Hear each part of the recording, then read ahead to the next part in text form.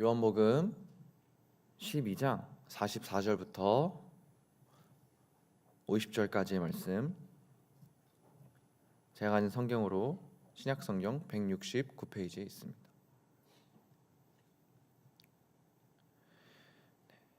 다 찾으신 줄 알고 제가 한 절, 여러분들이 한 절 번갈아 가면서 봉독하도록 하겠습니다. 예수께서 외쳐 이르시되 나를 믿는 자는 나를 믿는 것이 아니요 나를 보내신 이를 믿는 것이며 보내신 자는 나를 보낸 것이니라. 나는 빛으로 세상에 왔나니 무릇 나를 믿는 자로 어둠에 거하지 않게 하려 함이로라. 그래도 내가 그를 심판하지 아니하노라. 내가 온 것은 세상을 심판하려 함이 아니요 세상을 구원하려 함이로라. 나를 저버리고 내 말을 받지 아니하는 자를 심판할 이가 있으니 곧 내가 한 그 말이 마지막 날에 그를 심판하리라.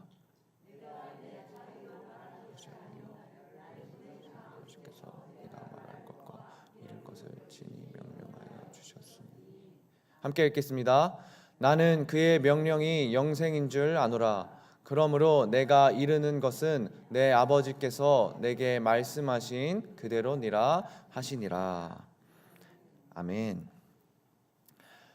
네, 오늘은 요한복음 12장 44절부터 50절까지의 말씀으로 가장 비효율적인 사랑이라는 제목으로 이 시간 함께 은혜 나누기를 소망합니다.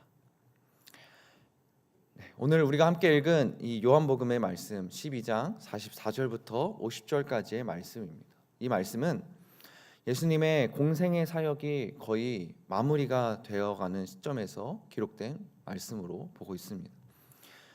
이제 예수님께서는 십자가를 향해 걸어가고 계신다는 것이죠.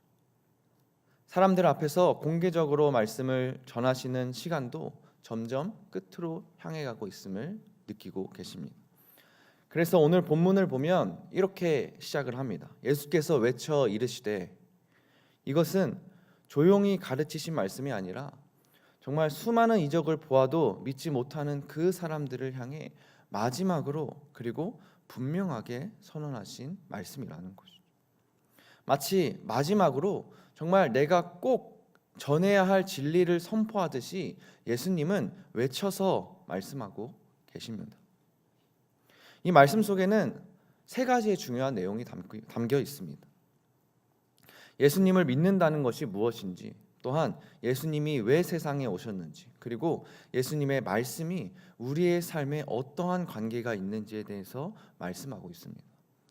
그래서 오늘 우리는 이 말씀을 통해 단순히 그 예수님의 가르침을 이해하는 것을 넘어서서 그 말씀 속에 담겨 있는 하나님의 사랑이 과연 어떠한 사랑이었는지를 이 시간 함께 알아가기를 소망합니다. 예수님은 오늘 본문에서 정말 중요한 말씀을 선포하시면서 시작하십니다. 44절과 45절의 말씀 함께 읽어보도록 하겠습니다. 시작. 예수께서 외쳐 이르시되 나를 믿는 자는 나를 믿는 것이 아니요 나를 보내신 이를 믿는 것이며 나를 보는 자는 나를 보내신 이를 보는 것이니라. 아멘. 이 말씀은 예수님이 과연 누구이신지를 가장 분명하게 보여주는 말씀입니다. 당시 많은 사람들은 하나님을 믿는다고 말했습니다. 율법을 지키고 성전에 올라가 예배하며 스스로 그 신 대신 하나님을 섬기는 사람이라고 생각했습니다. 그러나 그들은 정작 하나님이 보내신 그 예수님은 받아들이지 못하는 모습을 볼 수가 있었습니다. 그래서 예수님은 분명하게 외치시며 말씀하십니다. 나를 믿는 것은 단순히 나를 믿는 것이 아니라 나를 보내신 하나님을 믿는 것이다. 다시 말해서 예수님을 통해서 하나님을 만날 수 있다, 만나게 된다라고 이야기하고 계시다는 것이죠. 사람은 하나님을 눈으로 볼 수 없습니다. 하나님은 영이시기 때문입니다. 그래서 하나님은 인간이 이해할 수 있는 방식으로 자신을 보여주기 위해 예수님을 보내주셨습니다. 그래서 예수님을 바라보면, 예수님의 말씀을 보면 그 속에서 하나님의 마음을 볼 수 있고, 예수님의 말씀을 들으면 그 주님의 음성을 들을 수가 있습니다. 성경은 이 사실을 이렇게 이야기합니다.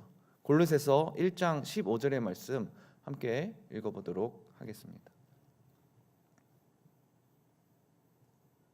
네, 제가 읽겠습니다. 그는 보이지 아니하는 하나님의 형상이시라. 이 말씀은 이렇게 이야기하고 있습니다. 예수님은 하나님을 보여주는 그 형상이라고 이야기합니다.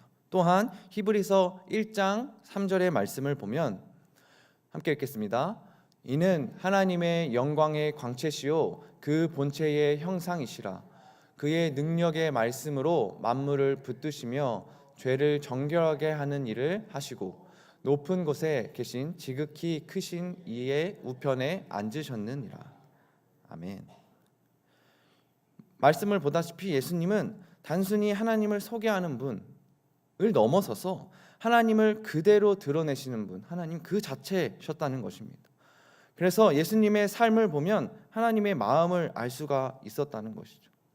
예수님이 병든 자를 고치는 모습 속에서 우리는 하나님께서 고통받는 사람을 어떻게 바라보시는지를 보게 됩니다.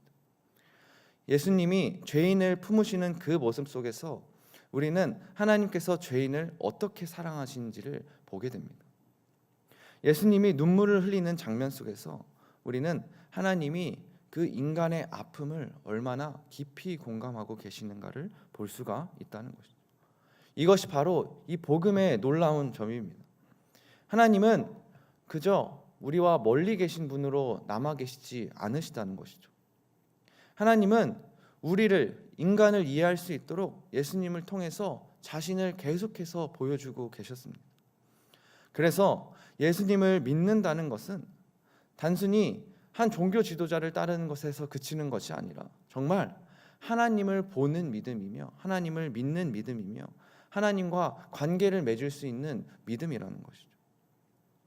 그래서 우리의 신앙의 중심에는 언제나 하나님이 계셔야 합니다. 예수님이 계셔야 합니다.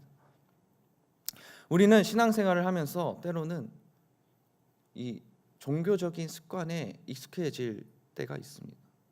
예배를 참석하고 기도하고 또 봉사하며 신앙생활을 하고 있다고 생각할 수 있습니다. 그러나 신앙의 핵심은 오늘 말씀을 통해서 볼 수 있듯이 언제나 한 가지입니다. 우리가 그 예수 그리스도를 믿는 것, 예수님을 바라보고 예수님을 따르고 예수님의 말씀을 붙드는 것이 바로 그 신앙의 중심이 될 줄 믿습니다. 예수님은 이어서 이렇게 말씀하시고 계십니다. 본문 46절의 말씀 함께 읽어보도록 하겠습니다. 시작. 나는 빛으로 세상에 왔나니 무릇 나를 믿는 자로 어둠에 거하지 않게 하려 함이로라. 성경에서 빛과 어둠은 단순히 밝기와 그 어둠의 차이를 말하는 것이 아닙니다. 빛은 하나님과 생명을 의미하고 있고 어둠은 죄와 죽음 그리고 하나님과 단절된 상태를 의미하고 있다는 것이죠. 인간은 하나님이 창조하신 존재입니다. 그러나 인간은 죄로 인해 하나님과 멀어지게 되었고 그 결과 영적으로 어둠 가운데 살아가게 되었습니다.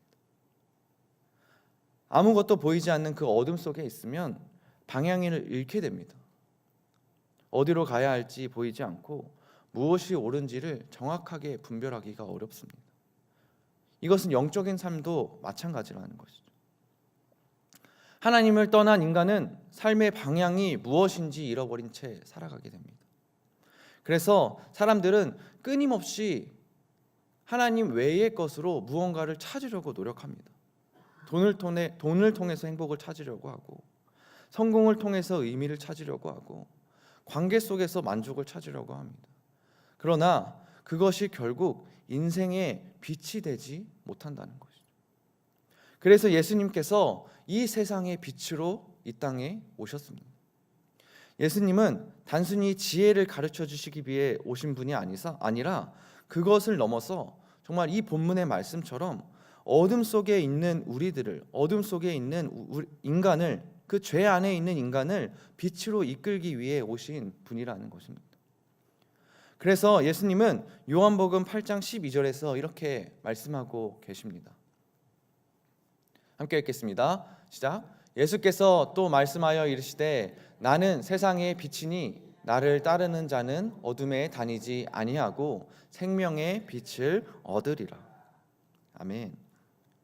예수님을 따르는 사람은, 예수님을 믿는 사람은 더 이상 어둠 속에서 길을 잃고 살아가지 않습니다.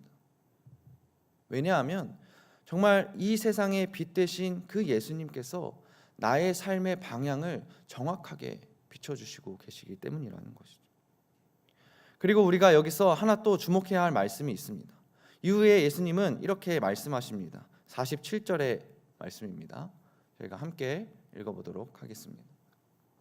시작. 사람이 내 말을 듣고 지키지 아니할지라도 내가 그를 심판하지 아니하노라.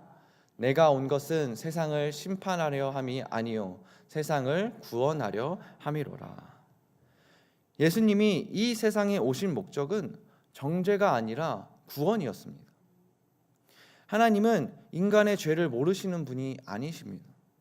인간의 연약함과 그 죄악을 정말 누구보다 잘 아신다는 것이죠. 근데 그럼에도 불구하고 하나님은 인간을 심판하기 위해 예수님을 보내신 것이 아니라 정말 너무나도 사랑하신 그 마음에 구원하시기 위해서 그 예수님을 보내셨다는 것이죠. 저희가 너무나도 잘 알고 있는 말씀이죠. 요한복음 3장 17절에서 말씀은 이렇게 이야기하고 있습니다. 함께 읽어보겠습니다. 시작.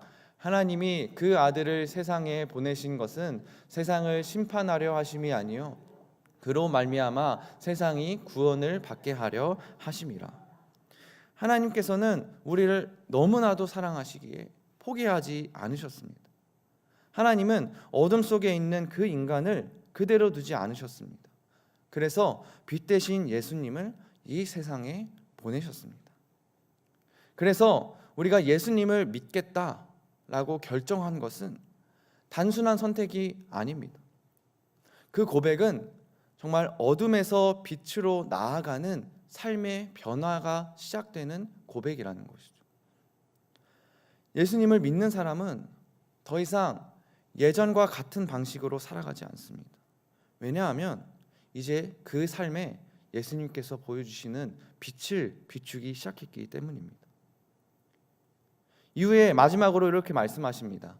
본문 48절과 49절과 50절의 말씀입니다. 함께 읽겠습니다. 나를 저버리고 내 말을 받지 아니하는 자를 심판할 이가 있으니 곧 내가 한 그 말이 마지막 날에 그를 심판하리라.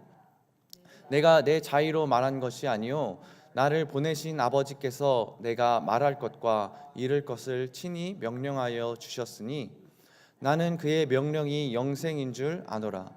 그러므로 내가 이르는 것은 내 아버지께서 내게 말씀하신 그대로니라 하시니라. 아멘. 우리는 매일 수많은 말을 들으면서 살아갑니다. 사람들의 말, 그리고 세상의 말, 그리고 뉴스와 수많은 정보들, 다양한 의견과 생각들이 끊임없이 우리의 귀에 들어옵니다. 그리고 그 말을 들을 때 우리는 때로는 마음이 흔들리기도 하고 우리의 판단을 바꾸기도 합니다. 그러나 오늘 본문에서는, 오늘 이 성경 말씀에서는 분명하게 선포하고 있다는 것이죠. 우리의 삶을 결국 결정하는 말은 바로 하나님의 말씀이라는 것입니다. 그래서 예수님은 내 말을 받지 아니하는 자라고 표현하십니다. 원문을 보면 헬라어로 람바노라고 표현하는데 이 표현은 이후에 요한복음 13장 20절에 동일하게 표현이 됩니다. 거기서는 어떻게 표현되는지 함께 읽어보고 싶습니다. 요한복음 13장 20절 말씀 함께 읽어보도록 하겠습니다. 시작. 내가 진실로 진실로 너희에게 이르노니 내가 보낸 자를 영접하는 자는 나를 영접하는 것이요 나를 영접하는 자는 나를 보내신 이를 영접하는 것이니라. 아멘. 여기서 영접하다라는 표현은 이 아까 읽었던 48절과 똑같이 이 람바노라고 표현하고 있다는 것이죠. 즉 그저 단순하게 말씀을 듣느냐 듣지 않느냐가 아니라 그 말씀을 정말 받아들이느냐 영접하느냐 그 영접하는 것의 문제라는 것입니다. 많은 사람들이 그 수많은 사람들이 예수님의 말씀을 듣고 그 이적을 보았습니다. 예수님을 눈으로 직접 보았고 기적을 보고 말씀을 들었던 사람들도 많았습니다. 그러나 그 모든 사람이 예수님을 믿었던 것이 아니었습니다. 어떤 사람들은 그 말씀을 받아 마음에 들였고 어떠한 사람들은 그 말씀을 거부했습니다. 그래서 결국 신앙은 단순히 말씀을 많이 알고 많이 듣는 것이 아닙니다. 그 말씀을 내가 어떻게 받아들이느냐, 어떻게 하나님의 말씀을 영접하느냐의 문제라는 것이죠. 예수님의 말씀을 마음에 품고 살아가는 사람들에게 그 말씀은 생명이 됩니다. 그러나 그 말씀을 거부하는 사람들에게는 그 말씀이 결국 그 삶을 드러내는, 정말 그 타락한 삶을 드러내는 기준이 된다는 것이죠. 말씀을 맺고 싶습니다.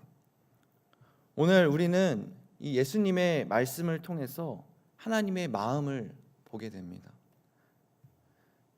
하나님은 인간을 정죄하기 위해 예수님을 보내신 것이 아니라 정말 어둠 속에 있는 인간을 구원하시기 위해 예수님을 보내주셨습니다.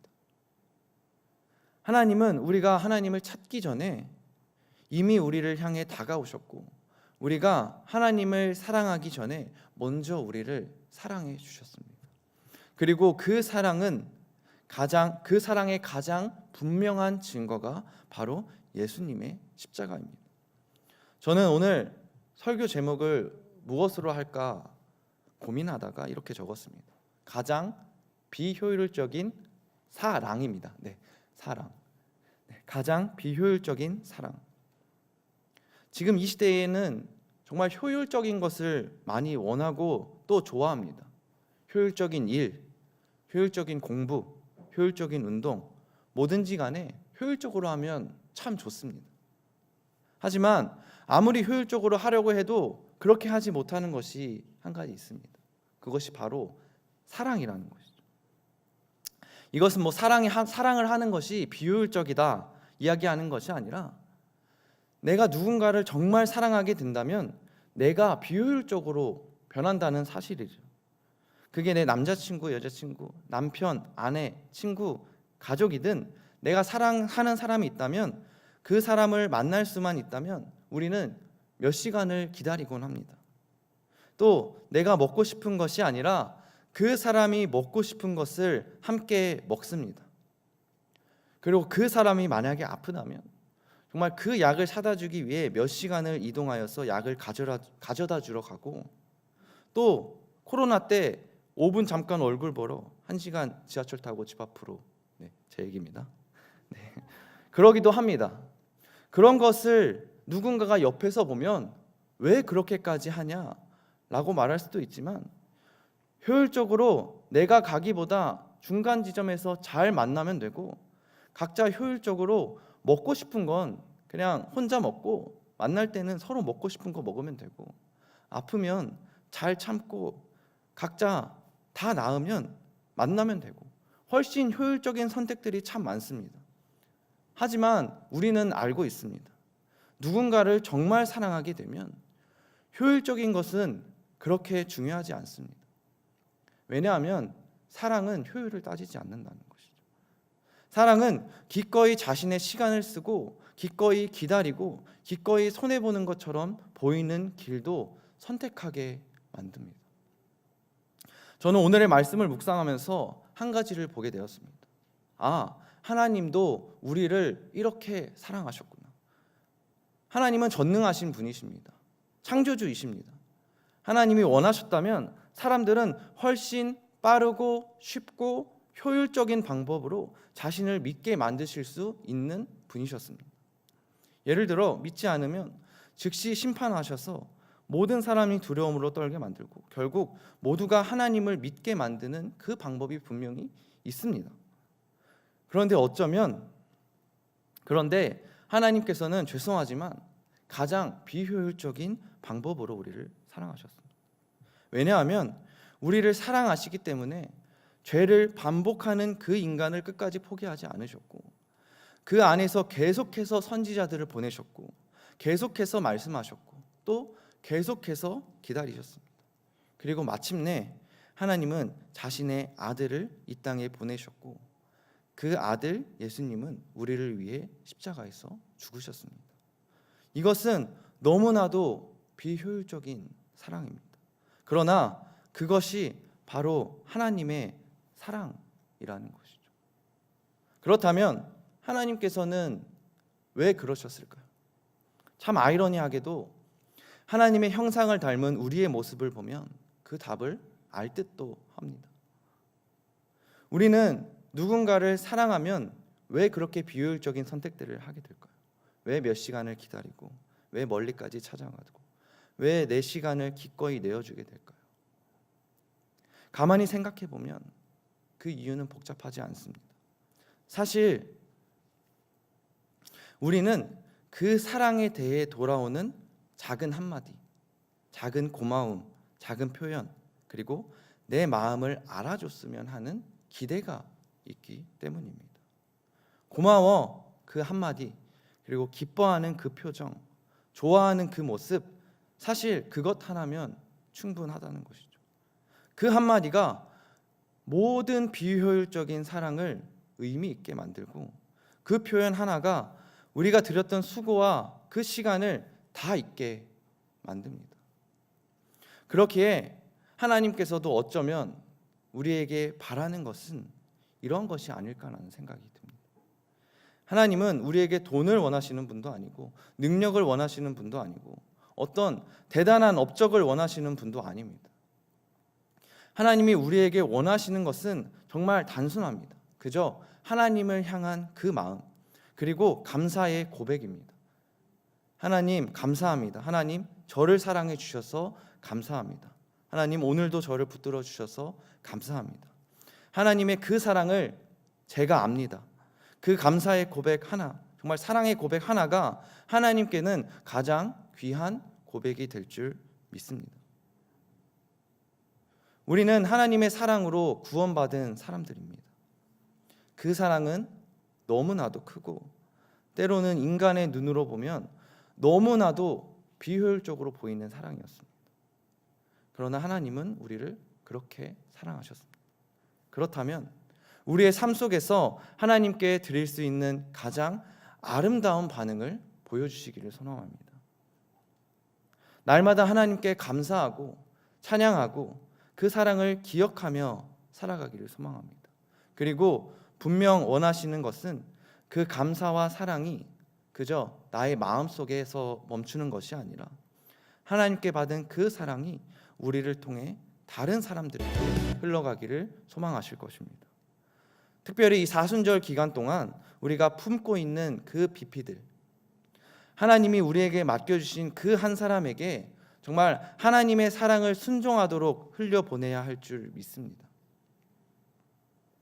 우리가 그 사람을 위해 나의 시간, 그리고 나의 에너지, 나의 물질을 써서 기도하고 축복하고 기다리는 그 모든 순간이 정말 세상 사람들 눈으로 보면 비효율적인 사랑처럼, 비효율적인 모습처럼 보일 수도 있습니다.